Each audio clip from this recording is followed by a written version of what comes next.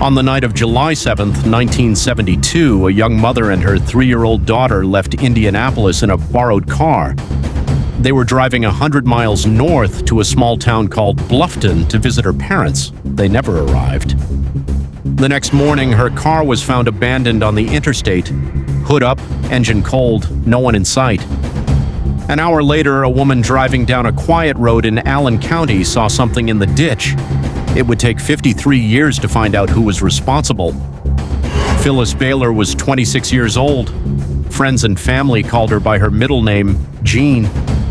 That evening, she and her 3-year-old daughter, Jody, set out from Indianapolis just before 8 p.m., driving a car borrowed for the trip. Phyllis and her husband, Richard, had separated a few months earlier. He wasn't with them that night, but he would become part of this story sooner than he expected. When Phyllis didn't arrive at her mother's house in Bluffton, her family did what any family would do. They called the police.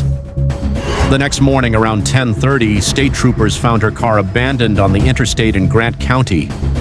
No note, no sign of a struggle inside. Just an empty car with the hood popped open, as if something had gone wrong with the engine, or as if someone wanted it to look that way. About an hour later, and many miles from where the car was found, a woman driving down a rural road in Allen County spotted something in a ditch.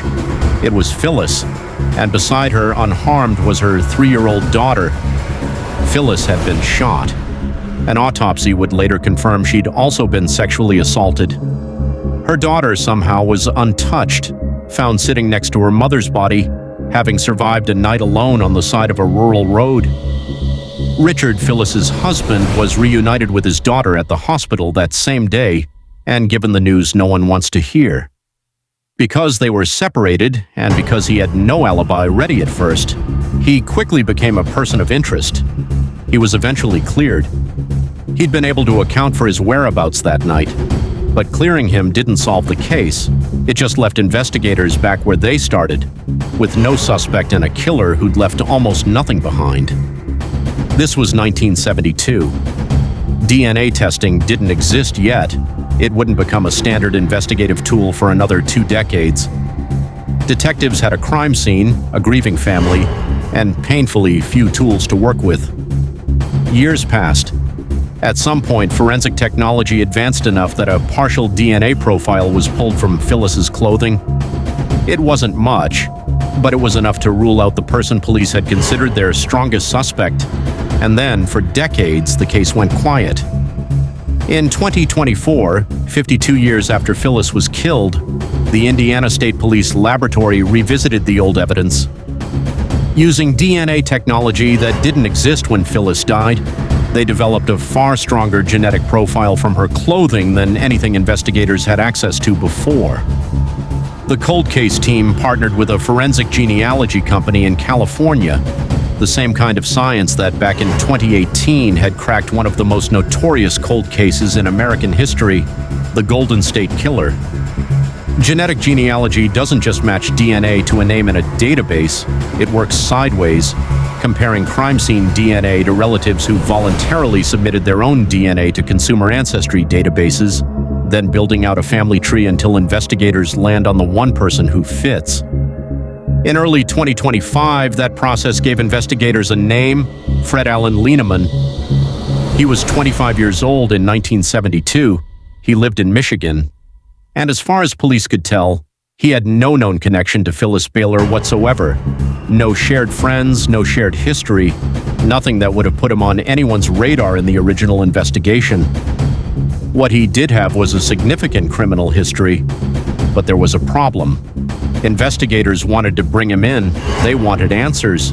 And that's when they discovered Fred Lieneman had been dead for 40 years. In 1985, 13 years after Phyllis Bailer was murdered, Fred Lieneman got into an argument over property with 2 men in Detroit.